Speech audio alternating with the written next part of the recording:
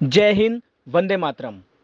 स्वतंत्रता संग्राम में जिन भी सेनानियों ने हिस्सा लिया था और इतिहास द्वारा उन्हें भुला दिया गया था, उन सभी को याद करना, उन्हें नमन करना, उन्हें धन्यवाद देना, ये हमारा फर्ज बनता है। और लगभग कई हजार स्वतंत्रता सेनानी ऐसे हैं जिन्हें इतिहास के पन्नों ने भुला दिया। आप लोगों ने साइमन गो बैक ये नारा तो सुना ही होगा, लेकिन क्या कभी इसके तह में गए कि ये नारा दिया किसने था? आप लोगों ने सबसे कालजयी स्वतंत्रता संग्राम में जो सबसे कालजयी नारा साबित हुआ अंग्रेजों के खिलाफ, भारत छोड़ो आंदोलन, क्या आप जानते हैं भारत छोड़ो आंदोलन का नारा किसने दिया था? शायद नहीं। अगर मन में हम कयास भी लगाएं तो शायद जो नाम उभर कर आए वो भी गलत ही आएंगे, तो हमें गूगल का सहारा लेना पड़ेगा। चलिए आज मैं एक ऐसे ही स्वतंत्रता सेनानी के बारे में आपको बताता हूं, यूसुफ मेहर अली, जिनका जन्म 3 सितंबर 1903 में हुआ। इनके पिता मुंबई के बड़े व्यापारी थे। दरअसल इनके दादा ने मुंबई में एक कपड़ा मिल की स्थापना की थी, जो शायद मुंबई की पहली कपड़ा मिल थी। इसके बाद ही इनका परिवार दिन दूना रात चौगुना तरक्की करता चला गया। खैर, यूसुफ का पूरा नाम यूसुफ जफर मेहर अली था। ये बचपन से देखते आए राष्ट्रवादी आंदोलनों से काफी प्रभावित हो चुके थे। हाई स्कूल की पढ़ाई के दौरान कई आंदोलनों में युवा क्रांतिकारियों से जुड़े दस्तावेजों को ये पढ़ना शुरू कर दिए थे। फिर इन्होंने भारदा कॉलेज मुंबई से हाई स्कूल की पढ़ाई पूरी की और स्वतंत्रता संग्राम में कूद पड़े। ऐसे में दिलचस्प यह हो जाता है कि एक अमीर घराने का यह लड़का किस तरह आज़ादी के लड़ाई में कूद पड़ता है और इसी के साथ ही अमीर होने के बावजूद गरीब मजदूरों और किसानों का भी दुख हरने का बीड़ा उठाता है। आंदोलनों में हिस्सा लेने के दौरान भी इन्होंने अपनी पढ़ाई नहीं छोड़ी थी। अपनी पढ़ाई इन्होंने निरंतर जारी रखी थी। आगे यूसुफ ने एल्फिंस्टन कॉलेज से इतिहास और अर्थशास्त्र में बीए की डिग्री हासिल की। इसके बाद ये सरकारी कॉलेज से कानून की पढ़ाई करने लगे। इसी बीच 1928 में ब्रिटिशों का एक समूह, जिसे साइमन आयोग कहा जाता था, वो मुंबई पहुंचा।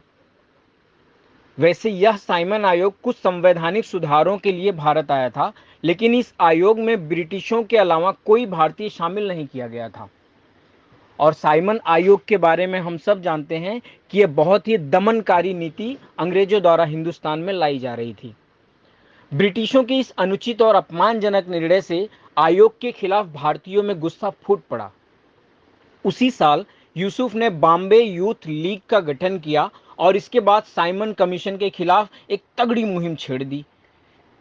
तत्पश्चात बॉम्बे बंदरगाह पर युवाओं को कुली के रूप में पहुंचने की योजना बनाई गई। हालांकि इनकी योजना किसी गद्दारी की वजह से लीक हो गई थी, मगर यह निडर क्रांतिकारी जरा भी भयभीत नहीं हुआ और अपने संगठन के युवाओं के साथ बंदरगाह पर पहुंच गया। फिर वहां पर इन्होंने साइमन आयोग के सदस्यों का विरोध काला झंडा और मशहूर साइमन गो बैक के नारे के साथ किया। ऐसे में इन पर लाठियां चार्ज भी की गई, लाठियां बरसाई भी गई, इनके साथ हाथापाई की गई। लेकिन यूसुफ और उनके युवा क्रांतिकारियों की गूंज इतनी बुलंद हुई कि रातों रात ही प्रदर्शन की खबरें आग की तरह फैल गई, जिसके बाद से ही हर किसी के जबान पर साइमन गो बैक का नारा गूंजने लगा। आपको याद होगा, लाला लाजपत राय जी इन्हीं साइमन का विरोध करने के लिए साइमन गो बैक का नारा दे रहे थे, जब लाठी चार्ज के दौरान गंभीर चोट लगने से उनकी मृत्यु हो गई थी। शहर भर में अंग्रेजों के खिलाफ विरोध प्रदर्शन शुरू हो गया था। लोग हड़ताल पर बैठ गए थे। इसके बाद तो साइमन गो बैक नारे के साथ ही यूसुफ मेहर अली का नाम भी मशहूर हो गया। इनकी लोकप्रियता और निडरता से अंग्रेजों को डर सताने लगा, जिसके फलस्वरूप अंग्रेजों ने इन्हें कानून की प्रैक्टिस करने तक पर रोक लगा दी। हालांकि इस दौरान कई राष्ट्रवादी नेता वकालत कर रहे थे, मगर अंग्रेजों के द्वारा की गई इस कार्रवाई को कोई भी नहीं रोक पाया। खैर, इसके बावजूद यूसुफ का जोश व खरोश और भी बढ़ने लगा था। साइमन गो बैक के बाद तो इनके संगठनों से युवा बड़ी संख्या में जुड़ने लगे और यूसुफ लगातार ब्रिटिश की मुखालिफत करते रहे। आगे जब सविनय अवज्ञा आंदोलन शुरू किया गया, तब यूसुफ के युवा स्वयंसेवकों ने जनता का मनोबल बनाए रखने के लिए जी तोड़ मेहनत किया। इसके बाद नमक आंदोलन भी, जिसे हम दांडी सत्याग्रह के नाम से जानते हैं, वो शुरू हुआ। इसमें यूसुफ पूरे उत्साह के साथ कूद पड़े। इस आंदोलन में कई नेताओं को जेल हो चुकी थी। इसके बावजूद भी बिना डरे यूसुफ लगातार इस आंदोलन को जारी रखे थे। अंततः उनको भी अरेस्ट कर लिया गया और सजा भी हुई। इसके बाद 1932 में उनको दोबारा जेल हुई। इस बार इन पर ब्रिटिश साम्राज्य के खिलाफ साजिश रचने के जुर्म में सजा हुई थी। इस दौरान इनको कई क्रांतिकारी नेताओं से मिलने का अवसर प्राप्त हुआ और उनसे कई अहम मुद्दों पर बातचीत भी हुई। जेल से रिहा होने के बाद इन्होंने जयप्रकाश नारायण, अशोक मेहता, नरेंद्र देव और मसानी जैसे लोगों से संपर्क साधा और सोशलिस्ट पार्टी में जा मिले। इसके बाद संगठन को एकजुट किया और किसान सहकारी समितियों और ट्रेड यूनियन को मजबूत बनाने का निरंतर प्रयास करने लगे। आगे 1938 में विश्व सांस्कृतिक सम्मेलन में भारतीय प्रतिनिधि मंडल का नेतृत्व भी इन्होंने किया और यहाँ इनको पश्चिम की तुलना में भारतीय मुद्दों पर साहित्य की बड़ी कमी महसूस हुई, जिस कमी को पूरा करने के लिए इन्होंने लीडर ऑफ इंडिया नामक किताब की रचना कर डाली। कहते हैं कि यूसुफ जी को कुल 8 बार जेल जाना पड़ा था स्वतंत्रता संग्राम के दौरान, फिर भी इन्होंने हिम्मत नहीं हारी और लगातार देशहित कार्यों में लगे रहे। 1942 में जब ये लाहौर की जेल में थे, तब इनको आईएनसी ने बॉम्बे मेयर चुनाव के लिए मनोनीत किया। चुनाव में भाग लेने के लिए यूसुफ को रिहा किया गया और इन्होंने बड़ी आसानी से बॉम्बे नगर पालिका का चुनाव जीत लिया। चूंकि ये उस समय जनता के चहेते बन चुके थे, लोगों ने इन्हें अपना सेनानायक मान लिया था। भारत की आज़ादी में भारत छोड़ो आंदोलन का महत्वपूर्ण योगदान रहा, जो आज़ादी के सिपाहियों द्वारा लड़ा गया आखिरी आंदोलन साबित हुआ था।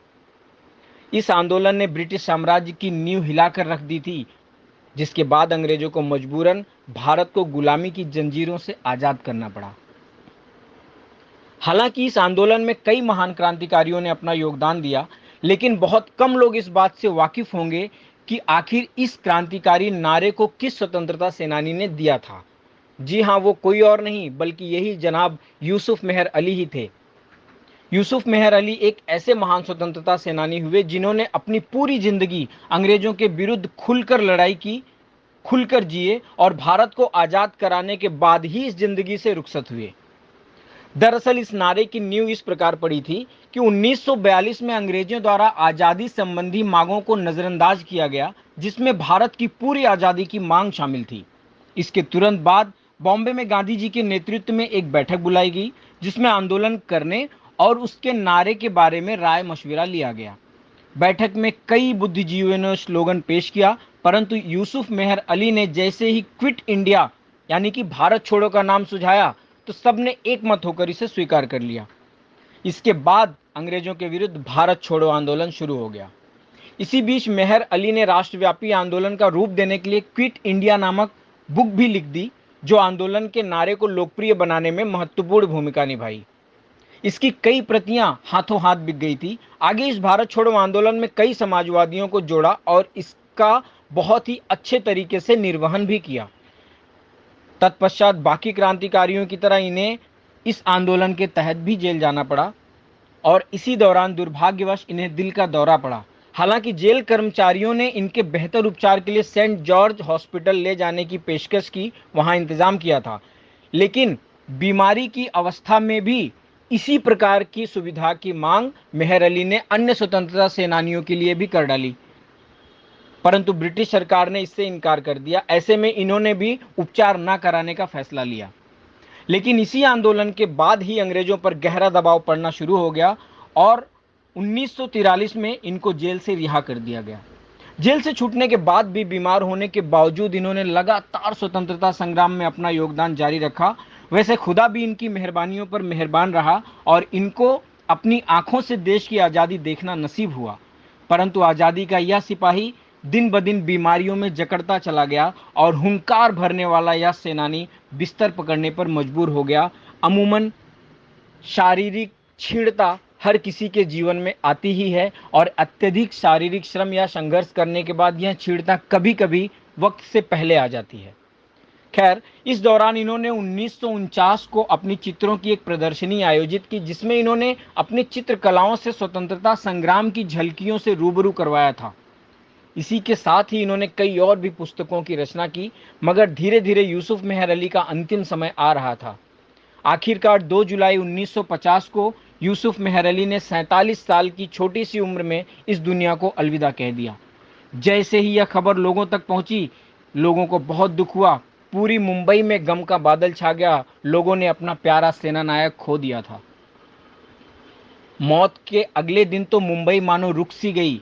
कभी न रुकने वाला बंबई शहर उस दिन थम सा गया था। इस दिन बस, ट्रेन के साथ ही लगभग स्कूल, कॉलेज, दुकानें, कारखाने और मिल सभी बंद पड़े नजर आए। सिर्फ आधिकारिक तौर पर मुंबई का स्टॉक एक्सचेंज मार्केट ही खुला था और कहते हैं उसमें भी व्यापार उस दिन लगभग ना के बराबर हुआ। फिर यूसुफ मेहर अली की अंतिम यात्रा में भी रिकॉर्ड भीड़ देखने को मिली और लोगों के आंखों में आंसू छलकते ही जा रहे थे। इन महान स्वतंत्रता सेनानी को अंततः सुपुर्द खाक कर दिया गया। अब आप बताएं कि एक समय पूरे बंबई का चहेता, पूरे हिंदुस्तान की आज़ादी के लिए संघर्ष करता इस नाम यूसुफ मेहर अली को आज की युवा पीढ़ी कितना जानती है? आखिर इस संघर्ष की गाथा को इतिहास में कहां और क्यों छुपा दिया गया? क्या इससे युवा प्रेरित नहीं होंगे? क्या यह गाथा देशभक्ति की मशाल प्रज्वलित नहीं कर सकती? इतने कड़े संघर्ष और बलिदान के बाद आज कहां है यूसुफ जी की निशानियां, स्मारक, कोई दिवस उनके नाम पर, कोई ट्रेन, कोई एयरपोर्ट, कोई राष्ट्रीय राजमार्ग, कोई शौर्य पुरस्कार, नामकरण, कुछ भी जिसे राष्ट्रीय दर्जा प्राप्त हो? इनके संघर्ष को किस तरह सदियों तक उदाहरण स्वरूप संजोने का कार्य प्रशासन ने किया है? ये सब ज्वलंत सवाल लोगों के मनों में होना चाहिए और इन्हीं सवालों के जवाब के लिए जय हिंद अभियान निरंतर प्रयासरत है और ये प्रयास करता ही रहेगा। इन्हीं सब लक्ष्यों के साथ जय हिंद अभियान निरंतर गतिशील रहेगा और संभवतः सभी स्वतंत्रता सेनानियों की गाथाओं को जीवित रखने का हमारा प्रयास अंततः सफल होगा। हम राष्ट्रीय दर्जा, राष्ट्रीय सम्मान और ऐसा कोई निशानी जिसे हिंदुस्तान जब तक रहेगा तब तक इन सभी स्वतंत्रता सेनानियों को याद किया जाता रहे, ऐसा प्रयास हम कर रहे हैं और करते रहेंगे और प्रशासन से भी निवेदन करेंगे कि वह हमारे इस प्रयास में सहयोग करें। भगत सिंह जी, सुखदेव जी, राजगुरु जी के साथ अभी कनकलता बरुआ जी का दिवस था। उसके बाद कई ऐसे स्वतंत्रता सेनानियों का दिवस आता है जाता है, लोगों को नहीं पता। या मैं ये भी कहता हूं कि कोई बताए कि आज यूसुफ मेहर अली जी के बारे में किसी को पता था?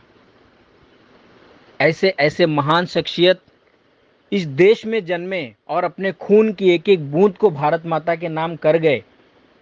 इनके जन्म दिवस या इनकी पुण्यतिथि पर इन्हें सम्मान देना, इन्हें नमन करना, इनकी शौर्य गाथाओं को अपने घर में अपने बच्चों को, अपने मित्रों से शेयर करना, ये हमारा कर्तव्य है। तभी जाकर एक अच्छा, सुदृढ़, देशभक्त हिंदुस्तान का निर्माण हो सकेगा और इस निर्माण में हम अपना पूर्ण योगदान देते रहेंगे और सभी से योगदान देने के लिए निवेदन भी करेंगे, प्रेरित भी करेंगे। जय हिंद, वंदे मातरम।